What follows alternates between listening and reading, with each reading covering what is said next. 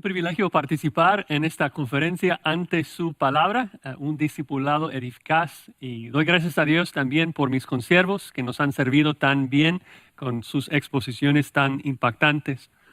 Como hemos estado escuchando, lamentablemente muchas veces el acto de hacer discípulos se ha hecho sinónimo al acto de evangelizar. Pero nuestra gran comisión en este mundo solamente empieza con el hacer evangelismo, de compartir el evangelio. Nuestra gran comisión es de hacer discípulos en todo. De hecho, ahí en Mateo 28:20, nuestro Señor Jesucristo nos dice que debemos hacer discípulos enseñándoles a guardar todas las cosas que os he enseñado. Es decir, nuestro deber es de enseñar toda la Biblia y ser usados por Dios para que Él transforme a la gente a la imagen de Cristo. Nuestro deseo, nuestra meta es de un día presentarles perfectos en Cristo Jesús a todo hombre, como Pablo dice en Colosenses 1, versículo 28. Y esto ha sido el gran énfasis de esta conferencia, ¿no? El énfasis de trabajar arduamente con la gente y buscar que Dios les transforme a la imagen de Cristo. Pero pensé que para mi sesión en particular sería bueno reconocer que aunque el acto de evangelizar es solamente el punto de partida, al mismo tiempo tenemos que comprender de que no podemos hacer ningún discípulo sin evangelizar, sin compartir el evangelio. Aún después, como comenzamos el proceso de trabajar con un cristiano, también muchas veces tenemos que regresar al mismo evangelio, porque es la gracia del evangelio que más claramente nos revela la gracia de nuestro Cristo que buscamos.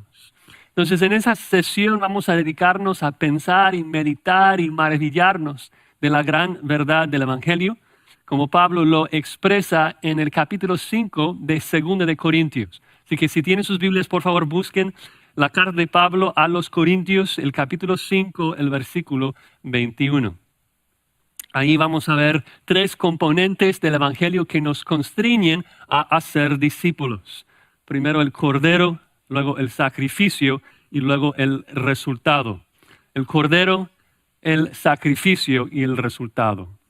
Leamos el versículo juntos, hermanos. Dice así Pablo: al que no conoció pecado, por nosotros lo hizo pecado, para que nosotros fuésemos hechos justicia de Dios en él. Si vas a memorizar algo en tu vida, debe ser esto, ¿no? Al que no conoció pecado, por nosotros lo hizo pecado, para que nosotros fuésemos hechos justicia de Dios en él. Es el evangelio condensado en 15 palabras griegas. Y lo primero que Pablo nos explica, el primero que nos presenta, el primer componente que presenta es el cordero, que Dios prepara el cordero para el sacrificio. Dios tenía que preparar un sustituto que pudiera morir en nuestro lugar. Dios es justo, y si Dios es justo, significa que tiene que castigar al pecado. Un juez justo no puede solamente absolver a un asesino, tiene que juzgarlo.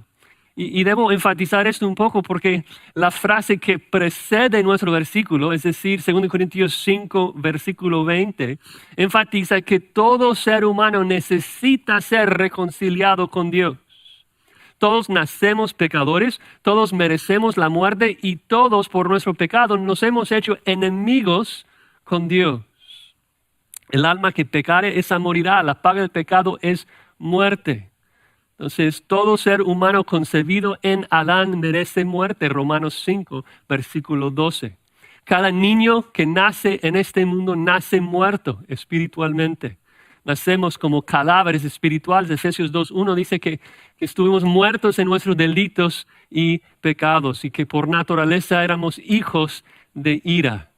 Por lo tanto, nacemos enemigos con Dios. Romanos 5:10. Y ahí está nuestro problema principal. Nuestro pecado nos hace enemigos con Dios, enemigos del Todopoderoso. O sea, qué pavor esto debe dar al incrédulo. Que nuestro enemigo omnipotente está lleno de ira, lleno de indignación en contra de cada ser humano. El Salmo 21 dice que Dios tiene su arco ya tensado y apuntado hacia la cara de su enemigo, hacia la cara del impío. El hombre entonces necesita ser reconciliado con Dios. El hombre piensa que necesita muchas cosas, pero si supiera que Dios tenía su flecha ya apuntada hacia su cara, wow, entendería que todo lo demás que piensa que necesita puede esperar. Lo que necesita de manera urgente es ser reconciliado con Dios. ¿Pero cómo? Si cada ser humano es un pecador, entonces no hay esperanza. Si todos somos criminales, si todos merecemos la muerte, entonces no hay esperanza. Y es cierto de que si todo ser humano es pecador, no habría ninguna esperanza. Pero no es así. No es así. Porque todo humano en toda la historia del mundo es un pecador menos uno. Menos uno.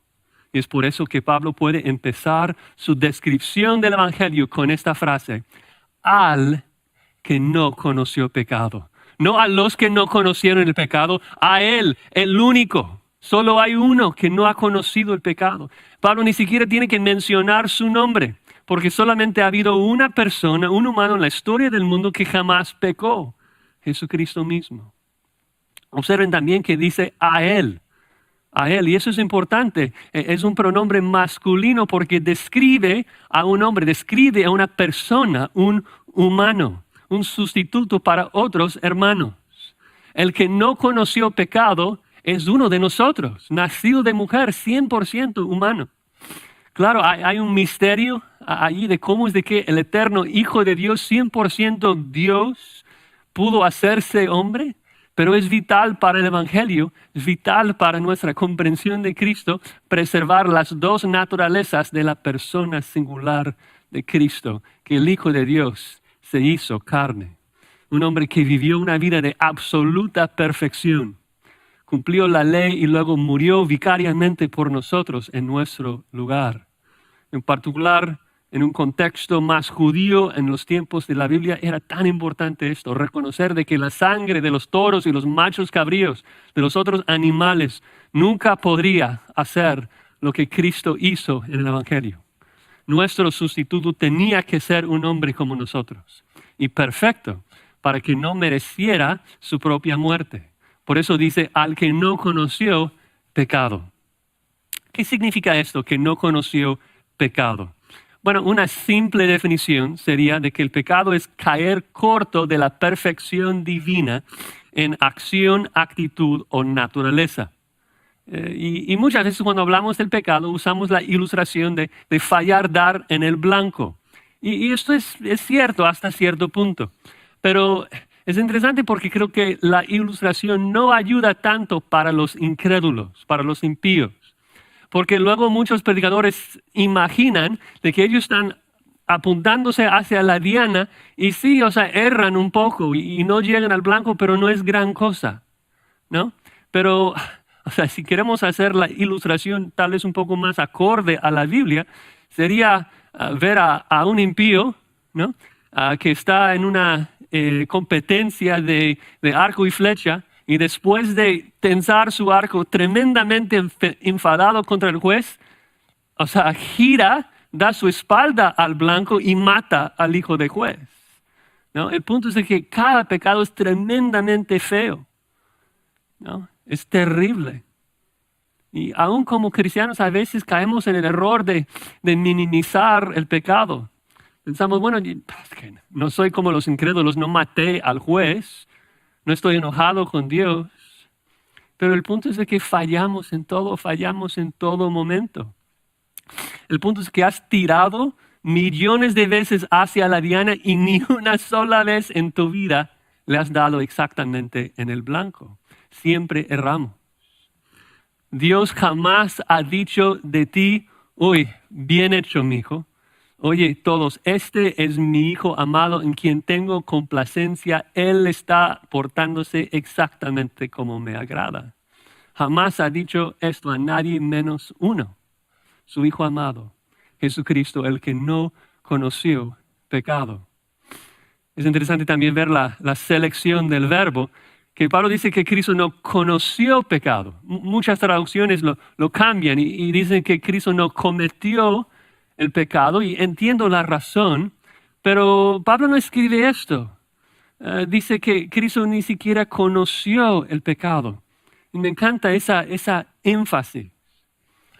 Antes de hablar un poco de por qué Pablo escogió la palabra, quisiera aclarar de que Pablo no está comunicando de que Cristo ni siquiera supo, Cristo ni siquiera entiende lo que es el pecado. No debemos concluir con eso, de que Jesús no nos puede comprender porque no entiende lo que es el pecado. No, al contrario. Él es un humano que sufrió siendo tentado, como Hebreos 2 dice. Él fue tentado a pecar y sabe exactamente lo que es el pecado, lo sabe y lo odia.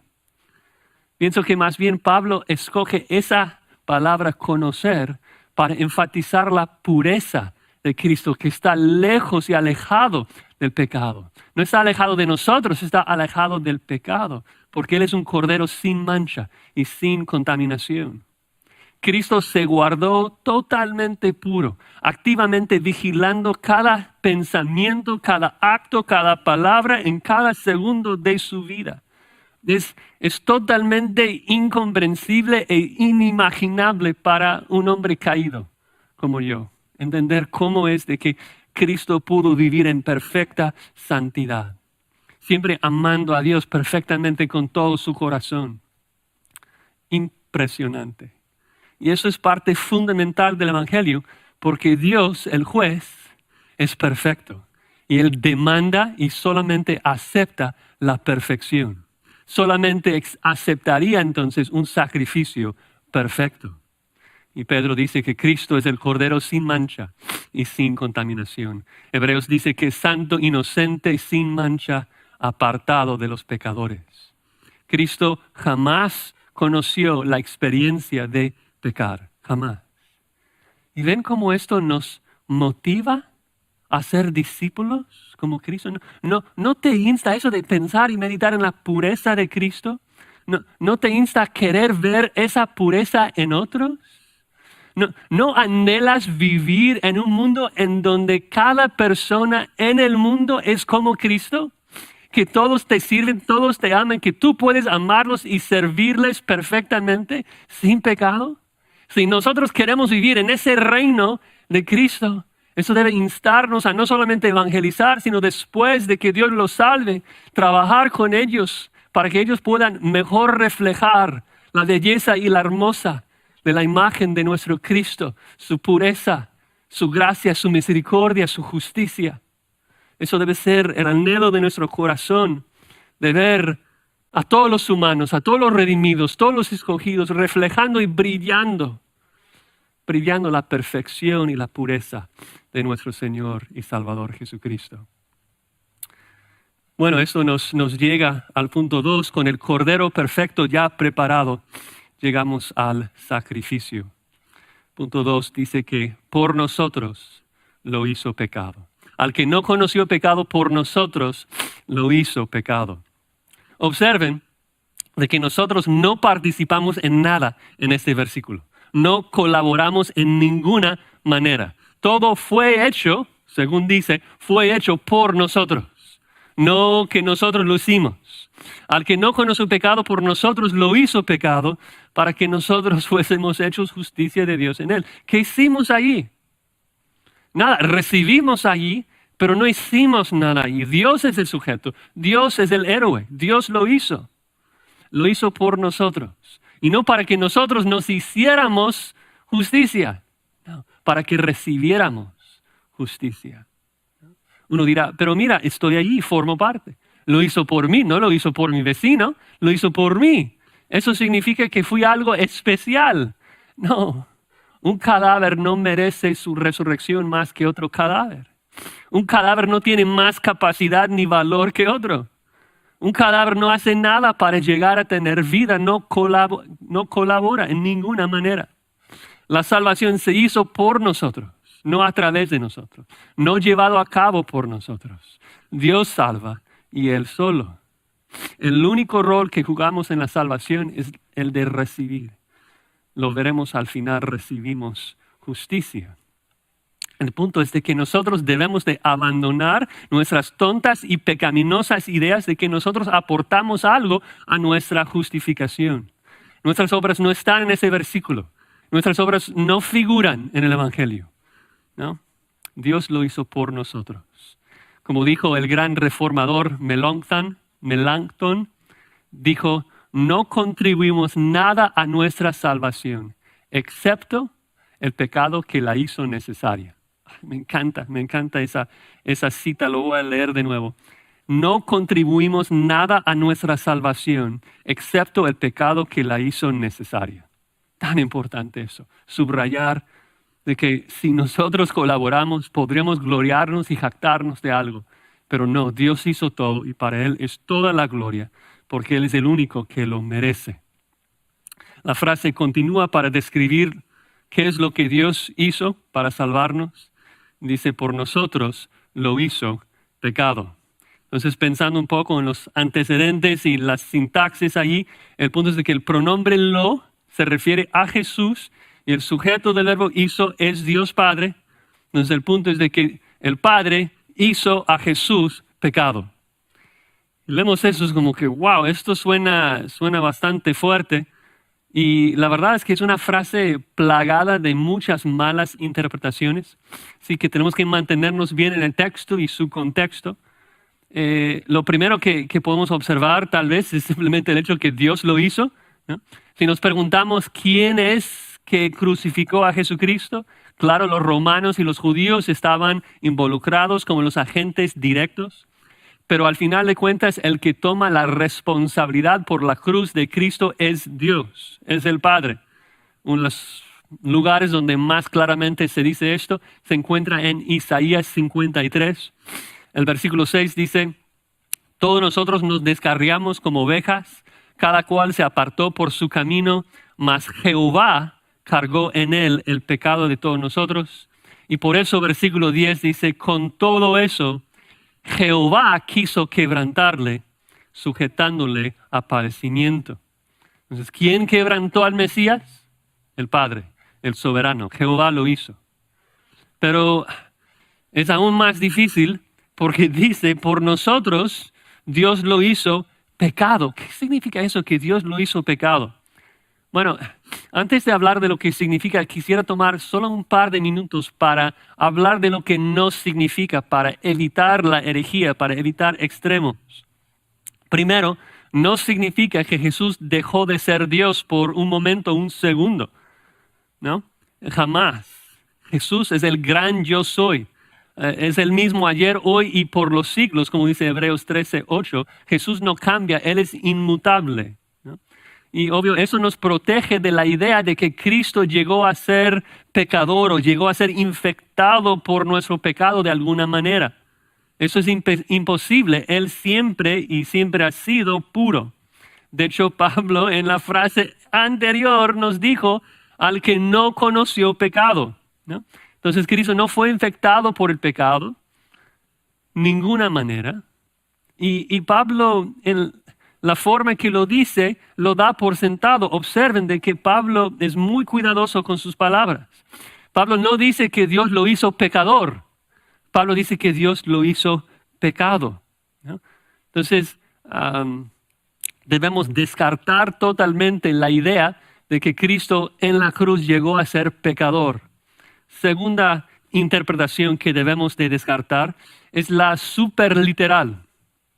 Algunos dicen que Jesucristo literalmente se convirtió en pecado, como si dejó de ser Dios, dejó de ser humano, dejó de existir como persona y se convirtió en la desobediencia. Y hay herejes que enseñan eso. Pero eso no puede ser porque el pecado es algo personal, es una ofensa a Dios. No es algo esotérico, no es así como un concepto, no. El pecado, por definición, 1 Juan 3:4, es la infracción de la ley de Dios. Entonces, cuando dice que Dios lo hizo pecado, está hablando de la infracción de alguien hacia Dios. Y eso es interesante porque Pablo acaba de decirnos de que Jesús no conoció pecado, entonces no puede referirse a los pecados de Jesús. Tiene que referirse a los pecados de otros, Y eso es obvio porque se trata de los pecados de nosotros, que Dios cargó sobre Cristo la desobediencia de todos nosotros. Bueno, ya sabemos más o menos lo que no significa. Ahora, ¿qué significa en particular? Lo primero que quisiera resaltar es de que hay un misterio en este versículo. Misterio que debe hacernos postrarnos delante de Dios y adorarlo. Claro, todo lo que nos revela acá queremos entenderlo, pero habrá cosas que no vamos a poder entender y eso no debe de frustrarnos. Debe hacernos adorar a nuestro Dios que es más allá de nuestra capacidad de comprensión.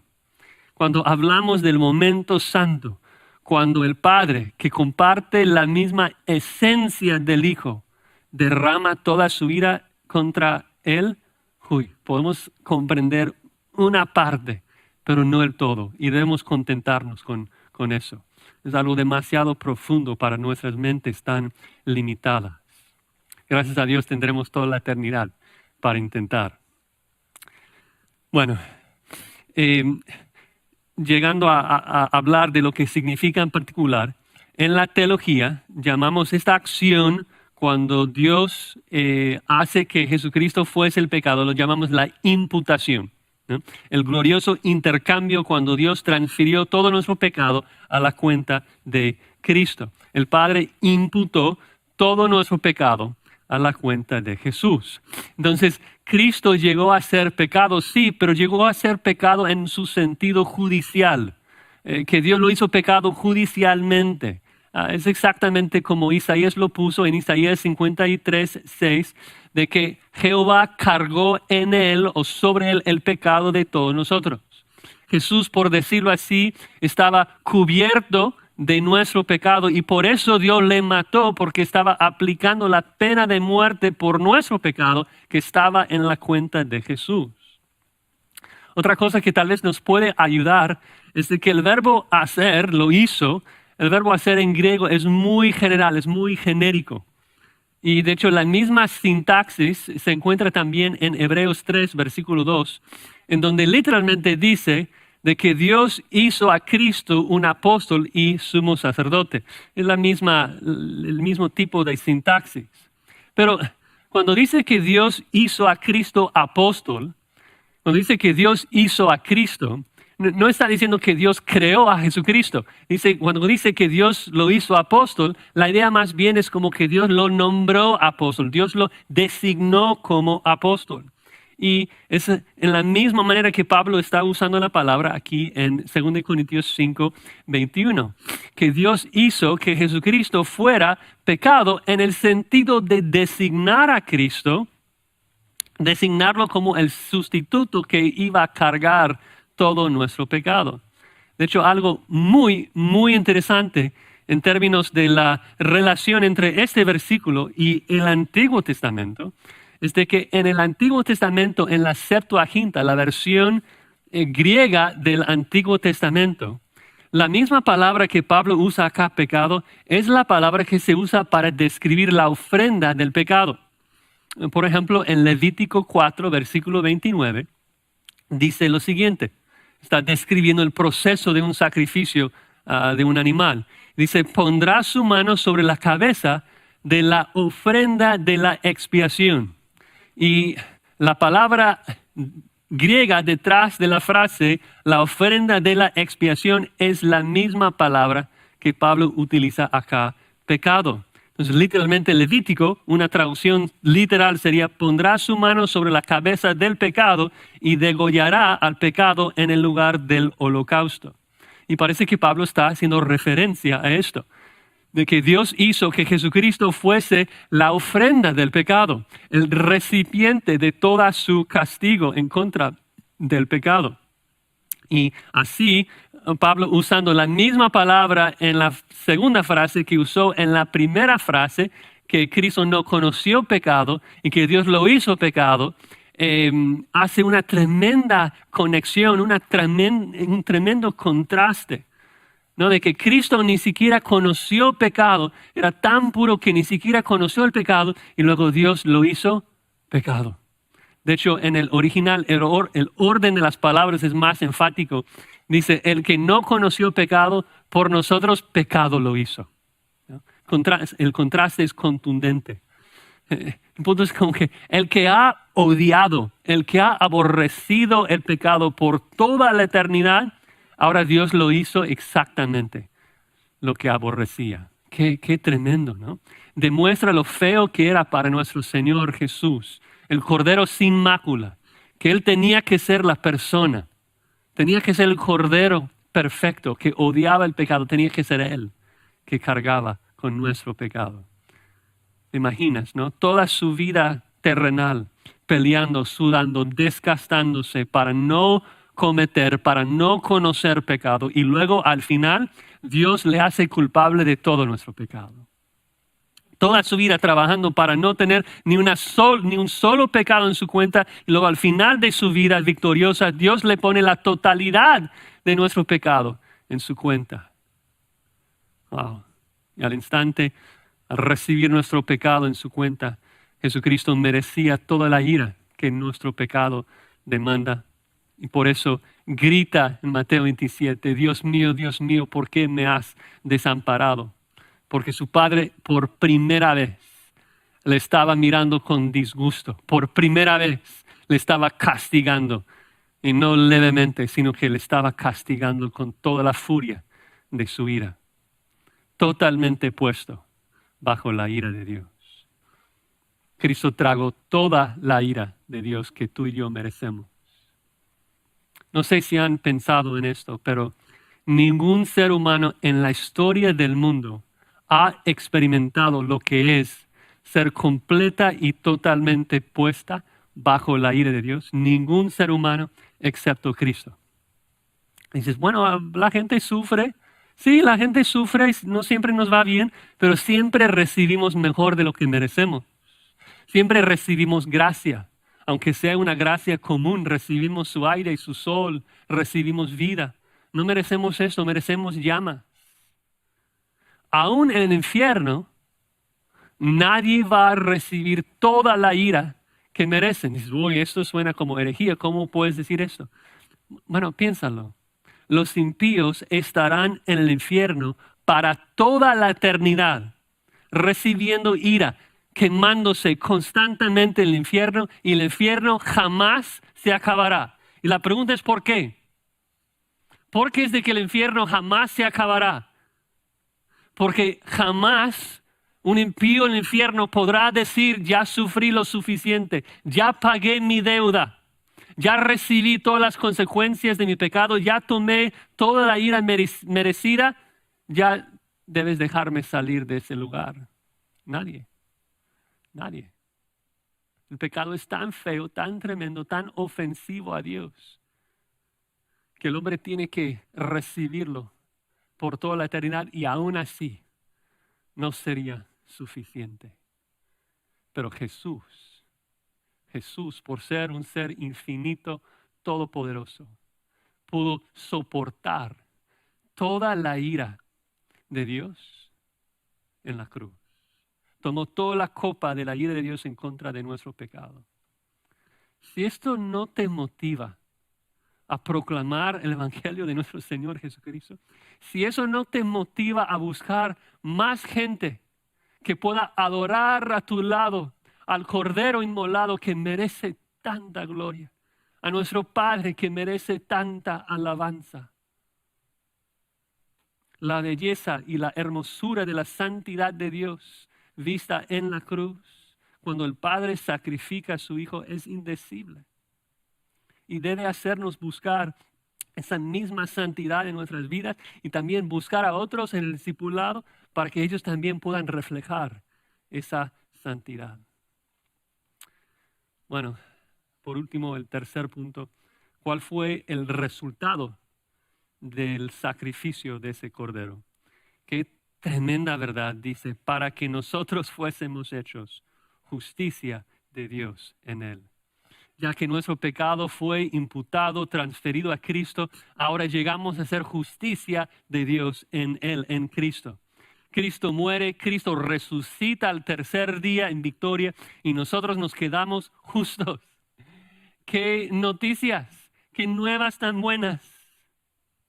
Y es interesante porque es en un sentido aún mejor, porque la palabra hechos no está en el original.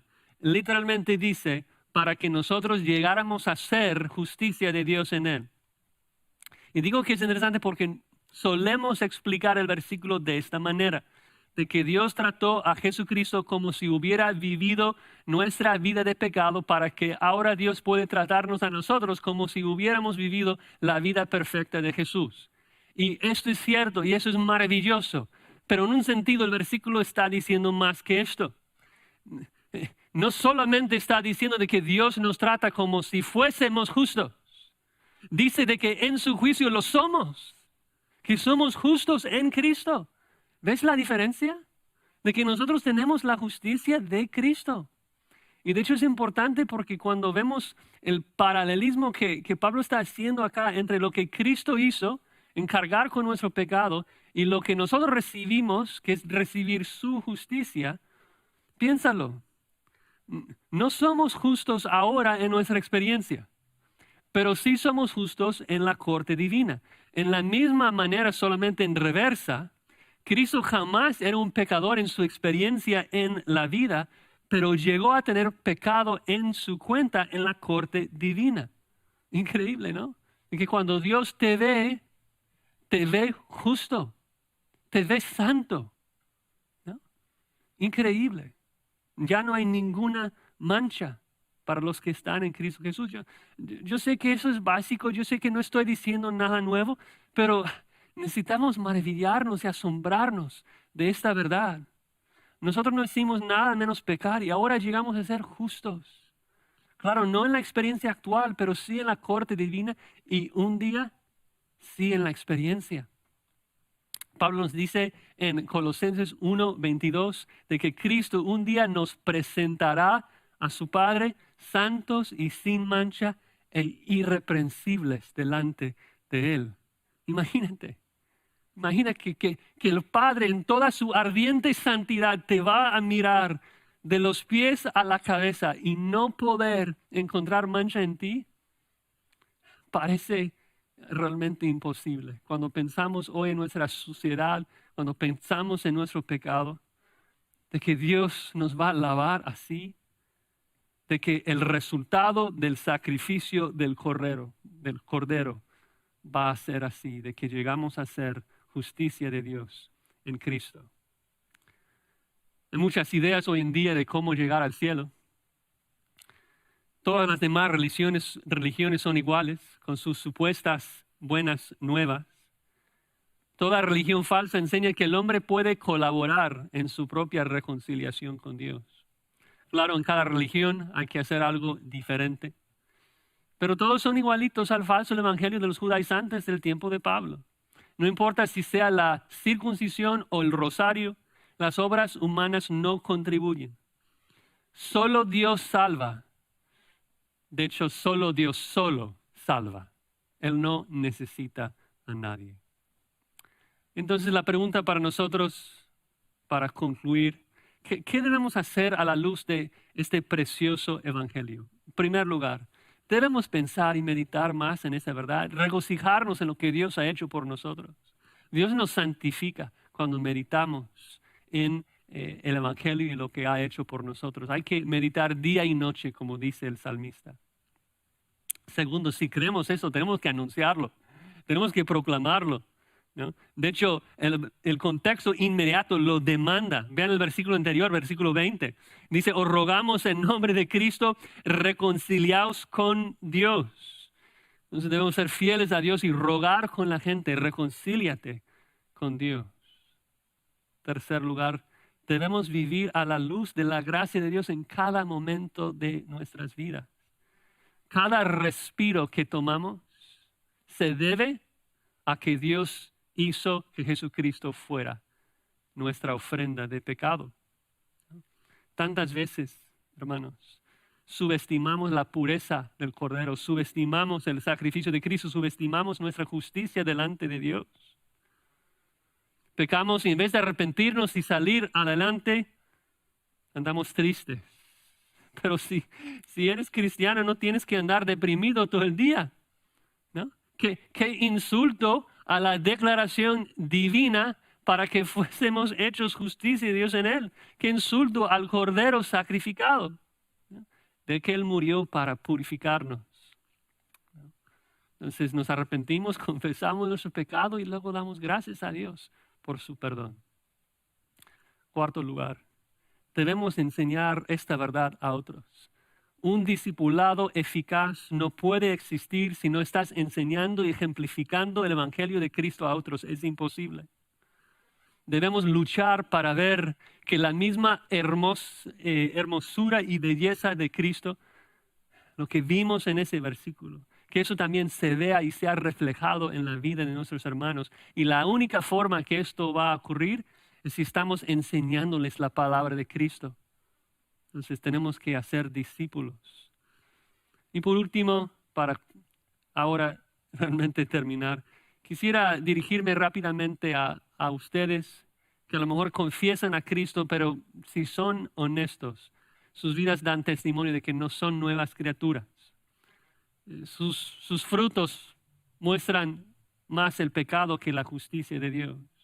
Dicen que son salvos, pero por definición no pueden ser, porque al que ha sido hecho justicia de Dios en Cristo, también anda en justicia. Siempre. Entonces te ruego a ti de que hoy es el día de salvación. Hoy puedes ser reconciliado con Dios. Si te arrepientes, si crees en Jesucristo, si crees en el Evangelio que acabas de escuchar, Dios va a transformar tu alma. No esperes esta mañana. Pablo no nos da esa opción. De hecho, leamos el versículo siguiente, 2 de Corintios, capítulo 6, versículo 1. Así pues nosotros, como colaboradores suyos, os exhortamos también a que no recibáis en vano la gracia de Dios, porque dice, en tiempo aceptable te he oído y en día de salvación te he socorrido. He aquí ahora el tiempo aceptable, he aquí ahora el día de salvación. Vamos a terminar con oración. Señor, ¿cómo podemos expresar nuestra gratitud a ti por lo que hiciste en el Evangelio? De que tú enviaste a tu Hijo unigénito, el Cordero Inmaculado, para vivir la vida perfecta que nosotros no podemos vivir y morir la muerte que nosotros merecemos.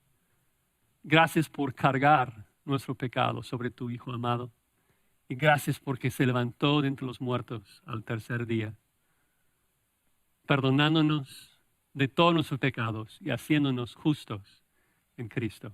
Ayúdanos ahora, Señora, a proclamar este mensaje a todos los que nos rodean, no solamente incrédulos, sino también cristianos, porque nosotros queremos reflejar tu santidad y tu gracia en todo lo que hacemos, en todo lo que decimos, para que tu nombre sea glorificado al llenar este mundo con portadores de la imagen perfecta de tu Hijo Jesucristo, en quien oramos.